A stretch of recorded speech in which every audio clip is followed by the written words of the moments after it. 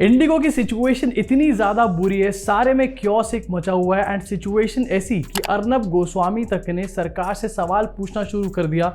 लेकिन इसके बीच में भी कुछ ऐसे लोग निकल कर सामने आ रहे हैं जिनके हिसाब से सब चंगासी सरकार ने किया है तो कुछ सोच के ही किया होगा। मुंबई एयरपोर्ट का एक पैसेंजर, इनसे पूछा गया कि भाई ये सिचुएशन के बारे में इनका क्या सोचना है, घंटों से लाइन में खड़े हुए हैं। तो भाई साहब ने यहाँ पर ये बताना शुरू कर दिया कि हाँ सिचुएशन बुरी है लेकिन हमें इसको और बुरा नहीं बनाना चाहिए। कुछ कंपनीज अगर ज्यादा फेयर चार्ज कर रही हैं तो अगर वो रूल्स एंड रेगुलेशन के अंडर है तो उसमें कोई दिक्कत नहीं है, हमें कोई दिक्कत नहीं होनी चाहिए।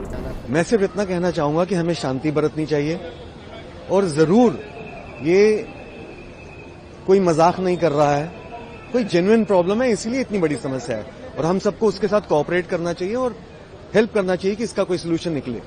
At least we should not create more problem. That is what is my message to everyone. भैया इस लेवल का ऑप्टिमिज्म चाहिए मुझे भी लाइफ में। मतलब इतनी ज्यादा क्योटिक सिचुएशन के बीच में आप घंटों घंटों यहाँ पर एयरपोर्ट पे खड़े हो, अपने घर या फिर किसी भी डेस्टिनेशन पे नहीं पहुंच पा रहे। वैसे ये अंकल जो बात यहाँ पर बोल रहे हैं यही चीज क्या कोई बंदा फील कर रहा हो सकता है अगर किसी को अपनी मेडिकल इमरजेंसी में जाना होगा कहीं पर तो, या फिर किसी को अगर एग्जाम देने जाना हो, जॉब का इंटरव्यू देने जाना हो, कोई क्रिटिकल चीज पे कहीं पर किसी को पहुंचना हो तो वो ये जस्टिफिकेशन देगा क्या?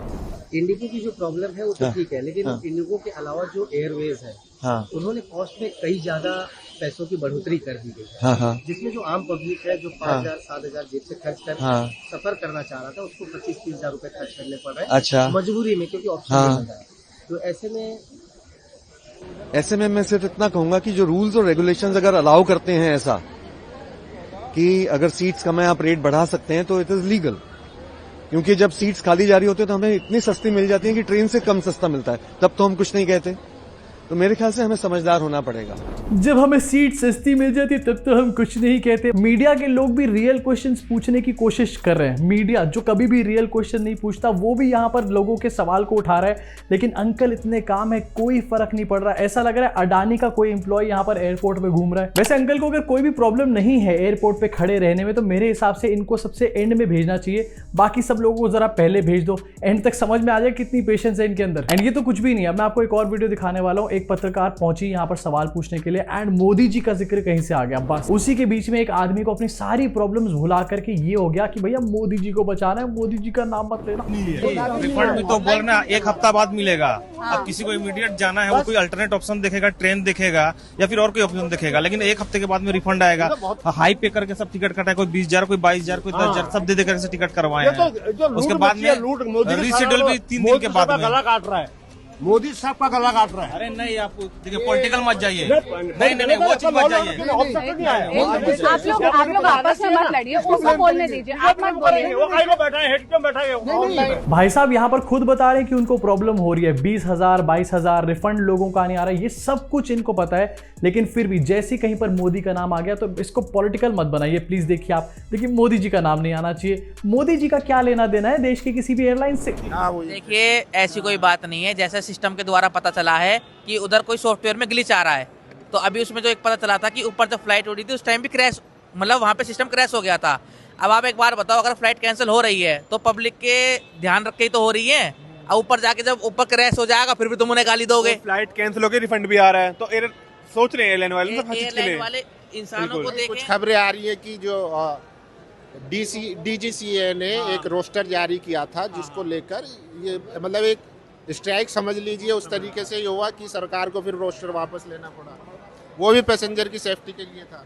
तो उस चीज़ के लिए थोड़ा सा देखना पड़ेगा इंडिगो वालों को, एयरलाइन वालों को, कि वो थोड़ा इस पे एक्शन ले। और हमें जितना पता चला कि A320 अगर कोई सॉफ्टवेयर कंपनी है उसके किसी ग्लिच की वजह से ऐसा कुछ हो रहा है, तो बाकी तो देखो परेशानी तो हो ही रही है जनता को, या तो उनको पहले ही ये चीजें सॉर्ट आउट करके रखनी चाहिए। इनके हिसाब से सॉफ्टवेयर में कोई ग्लिच आ चुका है, सॉफ्टवेयर में ग्लिच आ गया इसलिए यहाँ पर प्लेन्स को इस टाइम पर डिले किया जा रहा है। एंड वो तो बहुत अच्छी बात है ना, क्योंकि हवा में जाएंगे फिर क्रैश हो जाएंगे, कौन सा ग्लिच आ गया। इनफैक्ट यहाँ पर ये बंदा A230 पता नहीं कौन सा नंबर बता रहा है, भाई कोई ग्लिच नहीं आया यहाँ पर, प्लीज जाकर के पढ़ो ये मैटर हुआ क्यों आखिरकार। एक्चुअली में ऐसे लोग इस टाइम पर सोशल मीडिया पर भी और ऑन ग्राउंड भी है जो जाकर एयरपोर्ट्स पे लोगों को ये समझा रहे हैं या फिर मीडिया को ये बाइट्स दे रहे हैं कि ज्यादा कोई प्रॉब्लम नहीं है एंड ये जो कुछ भी हो रहा है ये हमारे अच्छे के लिए ही हो रहा है, जबकि ये साफ साफ हमारे अच्छे के लिए कहीं पर भी नहीं हो रहा है। एविएशन में इंडिगो की मोनोपोली और उस चीज को एक्सप्लॉइट करने का काम कर रहा है इस टाइम पर इंडिगो। इनफैक्ट एक बार को यहाँ पर DGCA की तरफ से पहले से इस बात की जानकारी दी जा चुकी थी, लेकिन इंडिगो अपनी स्ट्राइक सॉर्ट ऑफ यहाँ पर कर रहा है गवर्नमेंट को प्रेशराइज करने के लिए, जिसकी वजह से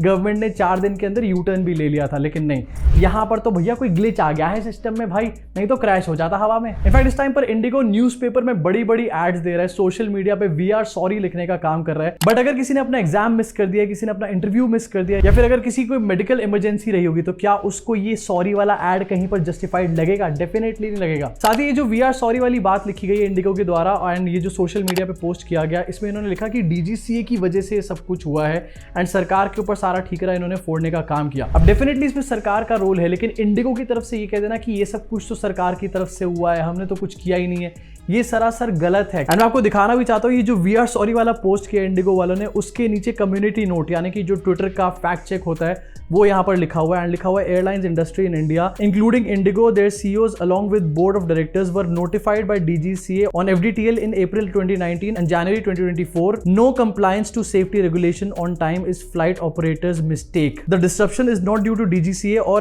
MOCA. यानी कि जो क्लैरिफिकेशन निकाल कर इंडिगो ने दी है उसका ही फैक्ट चेक यहाँ पर हो चुका है सोशल मीडिया के ऊपर, विच क्लियरली शोज कि यहाँ पर एक बड़ी गलती जो है वो इंडिगो की ही है। चाहे डीजीसीए का एक रोल था, सरकार का एक रोल था, सरकार को इन सब चीज़ों को रेगुलेट करना चाहिए था, and in the first place monopoly बनने ही नहीं देना चाहिए था यहाँ पर, लेकिन फिर भी ये जो सिचुएशन क्योटिक खड़ी हुई है इंडिगो की वजह से हुई है। अब जहाँ पर एयरपोर्ट्स पे एक क्योटिक सिचुएशन बनी हुई है, हमारे देश के सिविल एविएशन मिनिस्टर जो है इस टाइम पर पार्टीज में डांस करने का काम कर रहे हैं। एंड एक वीडियो इस टाइम पर काफी ट्रेंड कर रही है, नवीन जिंदल के घर में एक शादी हुई जहाँ पर सुप्रिया सुले, महुआ मोइत्रा, कंगना रनौत सब लोग डांस करते दिखे, उसी जगह पर सिविल एविएशन मिनिस्टर भी डांस कर रहे थे।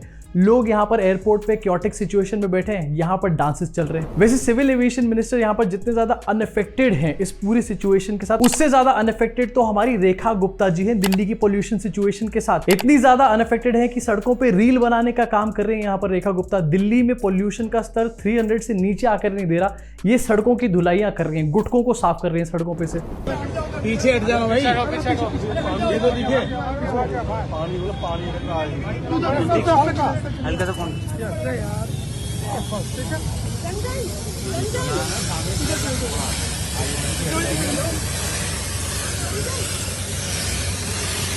पहली बात तो मुझे समझ नहीं आ रहा कि सड़कों पे जो डिवाइडर है उसको साफ करने से पोल्यूशन साफ कैसे हो जाएगा।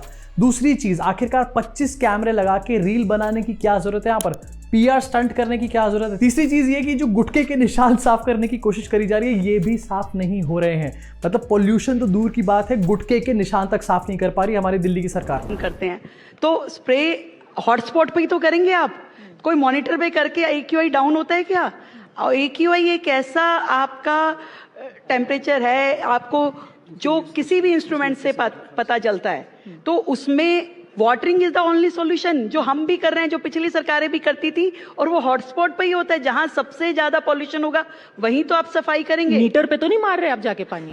पोल्यूशन एक ऐसा टेम्परेचर है जो आप किसी भी डिवाइस से कैलकुलेट कर सकते हो। अब आपको समझ जाना चाहिए कि दिल्ली का पोल्यूशन कम क्यों नहीं हो रहा, और करो 2500 रुपए के चक्कर में वोट। इनफैक्ट हॉटस्पॉट के ऊपर पानी स्प्रे करने की बात करी जा रही है। हॉटस्पॉट एक अलग चीज है और पोल्यूशन मॉनिटरिंग सिस्टम अलग चीज होती है। एंड इस टाइम पर जो पानी छिड़काव किया जा रहा है वो पोल्यूशन मॉनिटरिंग सिस्टम के ऊपर किया जा रहा है, हॉटस्पॉट के ऊपर नहीं किया जा रहा। इनफैक्ट गवर्नमेंट ने यहाँ पर एक स्कीम निकाली है जहां पर गवर्नमेंट कुछ स्ट्रेचेस को दिल्ली में यहाँ पर प्राइवेटाइज करने वाला है, एंड कुछ प्राइवेट कंपनीज आकर के उस स्ट्रेच को एक ब्यूटिफाई करने का काम करेंगी, वहां पर प्लांट्स लगाने का काम करेंगी। यानी कि वो चीजें जिसके लिए सरकार हमसे टैक्स की पैसे लेती है एंड सरकार को जो काम करनी चाहिए वो अब प्राइवेट प्लेयर्स करेंगे। एंड मैं आपको यहाँ पर गेम समझाना चाहता हूँ होता क्या है।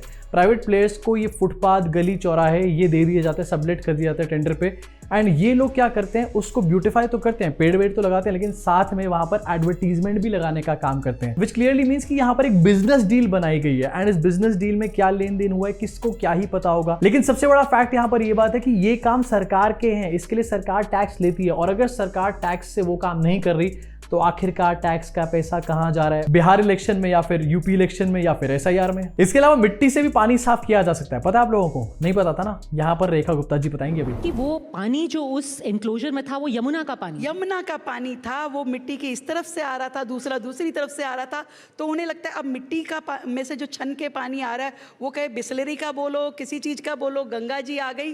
पर मैंने जो व्यवस्थाएं की अपने दिल्ली के पूर्वांचल के भाई जो जाता है ओखला पे, वहां पे पानी जो साउथ दिल्ली को उससे मिलता है तो वो अनट्रीटेड वाटर ही वहां से जा रहा है। तो आप उसे को गंगा से आ गया, यमुना से आ गया। उनकी सोच इतनी इमेजिनरी है कि उसको कोई मेकअप नहीं कर सकता। एंड यहाँ पर रेखा गुप्ता से क्वेश्चन पूछा गया, जो नकली घाट बनाया था उसमें बिस्लेरी का पानी आ रहा था, जो कि एक्चुअली बिस्लेरी का पानी नहीं था, वो तो कहने की बात थी, लेकिन वहां पर सोनिया विहार का ट्रीटेड पानी भरा गया था एंड उसकी पाइप भी सब लोगों ने दिखाने का काम किया था। उस बात को भी डिनाई कर दिया गया और ये कहा है कि वो पानी मिट्टी से छन के आया था।